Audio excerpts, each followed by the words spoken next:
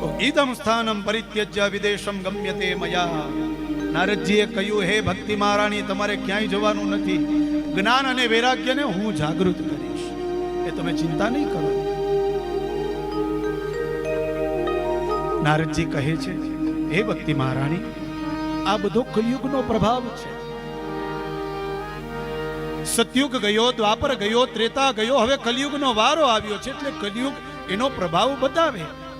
જો માણસનો જેવો સ્વભાવ હોય ને, એ માણસ એનો પ્રભાવ બતાવે બતાવે બતાવે ને બતાવે. એ ભલે કદાચ એમ કે ને હું સુધરી ગયો, એ સુધરે નહીં. એ એનો પ્રભાવ બતાવે, ગમે ત્યારે બતાવે. તો એવી જ રીતે આ કલિયુગ આવ્યો છે, તો એ કલિયુગ એનો પ્રભાવ બતાવે. તો એમાં કોઈનો વાક નથી. પરીક્ષિત રાજા જ્યારે શાસન કરી રહ્યા હતા ને, અને ત્યારે એ કલિયુગનો પ્રારંભ થયો, અને પરીક્ષિત મહારાજે એ કલિયુગને રહેવા માટે સ્થાન આપ્યા હતા. ભક્તિ મહારાણી કહે, નારદજી, શું પરીક્ષિત મહારાજને ખબર નથી કે કલિયુગ આવશે તો આવું વાતાવરણ ઊભું થશે, આવી બધી પરિસ્થિતિઓ આવશે, એને ખબર નથી? નારદજીએ કહ્યું, એને ખબર હતી. કલિયુગને જવાનું પણ કહ્યું, પણ કલિયુગે કહ્યું કે હે રાજા, અત્યારે મારો સમય આવ્યો છે રહેવાનો. 3 યુગ ભયા ગયા, હવે મારો સમય છે, એટલે હું રહીશ. તમારે મને રહેવાના સ્થાન આપવાના છે. આ કલિયુગના ઘણા બધા દુર્ગુણો છે, પણ એક મોટામાં મોટો સદગુણ છે. આ સદગુણને જો તમે પકડી લ્યો ને સાહેબ, તો બેડો પાર થઈ જાય છે. ભાગવતજી કહે છે, યત ફલં નાસ્તિ તપસા ન યોગેન સમાધિના તત્ફલં લભતે સમ્યક કલો કેશવ કીર્તના. આ કલિયુગમાં તમે કીર્તન કરો ને તોય તમને ભગવાન મળી જાય હો. એવો આ કલિયુગ છે. કદાચ તમે મંત્ર ન બોલો તો ચાલે, કદાચ તમે શ્લોક ન બોલો તો ચાલે, પણ કદાચ તમે એક કીર્તન કરી લીધું હોય ને, તો મારો ઠાકર ધણી રાજી થાય, બેડો પાર થઈ જાય. તત્ફલં લભતે સમ્યક ભલો કેશવ કીર્તના. કલિયુગમાં કીર્તન છે ને, એ સર્વશ્રેષ્ઠ છે. એટલા માટે જ્યારે જ્યારે અહીંથી કીર્તન થતું હોય ને, ત્યારે ત્યારે અમે તમને એમ કંઈક તમે તાળી વગાડો, તમે સાથે બોલો. તો સાથે બોલવું અને સાથે તાળી વગાડવાની, ભગવાન જલ્દી પ્રાપ્ત થાય છે. આ મોટામાં મોટો સદગુણ છે. તો દુર્ગુણ કયો છે? ભાગવતજી કહે છે કે કલિયુગમાં ભાગવત છે ને, એ વેચાવા લાગશે.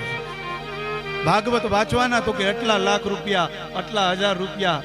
આ ભાગવતજીમાં પહેલેથી લખેલું હતું, વિપ્રેર ભાગવતી વાર્તા ગેહે ગેહે જને જને.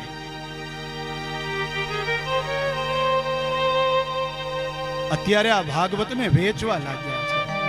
અમારા ગુરુદેવ એમ કહેતા કે આ ભાગવતને વેચવાનું નથી, આ ભાગવતને વહેંચવાનું છે. સાહેબ, વેચવાનું નથી, એ વેચવાનું છે.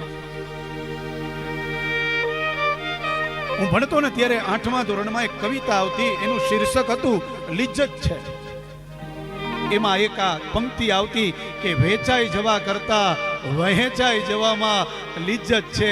તમે એકવાર કોકને દઈને રાજી થઈ જાશો, એકવાર દઈ દો. પેલો માંગે મારે આ જોઈએ છે, આપ્યું, જા તું રાજી ને હું રાજી. એકવાર દઈને રાજી થઈ જાવ સાહેબ, ઈશ્વર રાજી થશે. એકવાર છોડતા શું?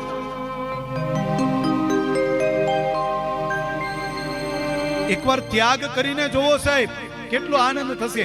2 મિત્ર હતા, એક અમીર મિત્ર અને એક ગરીબ મિત્ર. બંને ચાલીને જતા હતા. અમીર મિત્ર ગરીબ મિત્રને કહે છે કે પૈસો છે ને એ સર્વસ્વ છે. સંગ્રહેલું હશે ને, ભેગું કરેલું હશે ને, એ બધું કામ આવશે. મિત્ર, તું કઈક ભેગું કરતો જા. પેલો ગરીબ મિત્ર કહે છે, મિત્ર, તારી વાત સાચી હશે, પણ હું એમ કહું છું કે ત્યાગ કરીને એ સર્વશ્રેષ્ઠ છે. છોડી દેવું, ભેગું જાજુ કરવું નહીં, આપી દેવું એ સર્વશ્રેષ્ઠ છે. આ બંનેની વચ્ચે ચર્ચા થતી હતી. ધીરે ધીરે ધીરે ચાલતા ચાલતા જતા હતા. એમાં એક નદીનો કિનારો આવ્યો. હવે આ પારથી પેલી પાર બંને જણાને જવું છે. મજાની વાત એ છે, અહીંયા નાવી ઊભો છે. નાવિક નાવ લઈને એને કહે છે કે અમારે આ પારથી પેલે પાર જવું છે. પેલા નાવવાળાએ કહ્યું 1 રૂપિયો એક જણાનો, 2 જણાના 2 રૂપિયા થશે. તો પેલા રૂપિયાવાળા પાસે પૈસા હતા ને, એને કહ્યું હલે આ 1 રૂપિયો મને બેસાડી દે. પેલો તો ગરીબ મિત્ર હતો, એના પાસે પૈસા નતા.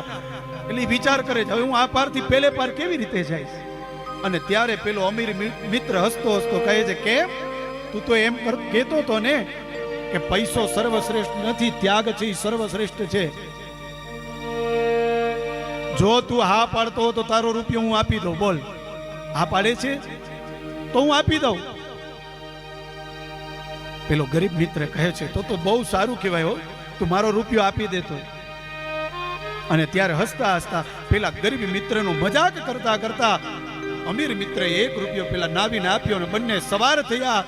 આ પારથી પેલી પાર સુધી પૂછે ને એટલી વારમાં 100 વખત સુધી પેલા અમીર મિત્રે સંભળાવ્યું. જોયું ને, મારા પાસે પૈસા હતા તો દીધા, તો આપણે બે આ પારથી પેલી પાર પહોંચીએ છીએ. આવું એને 100 વખત સંભળાવ્યું. પેલો બિચારો કાંઈ બોલ્યો નહીં. પણ જેવો આ પારથી પેલી પાર પહોંચ્યા, નીચે ઉતરા, ત્યારે પેલાએ કહ્યું નહીં, પૈસો સર્વસ્વ નથી. પેલો અમીર મિત્ર કહે છે એલા હું તને આ પારથી આ પાર લઈ આવ્યો, હજી તું એમ કહે છો? મારા પાસે પૈસા હતા તો આપણે આ પારથી આ પાર સુધી આવ્યા. પેલા ગરીબ મિત્રએ જવાબ આપ્યો નહીં, તે આ પૈસાનો ત્યાગ કર્યો ને એટલા માટે આપણે આ પારથી પેલી પાર સુધી આવી શક્યા છે. એટલે ત્યાગ છે ને એ સર્વશ્રેષ્ઠ છે, સંગ્રહ છે ને એ સર્વશ્રેષ્ઠ નથી.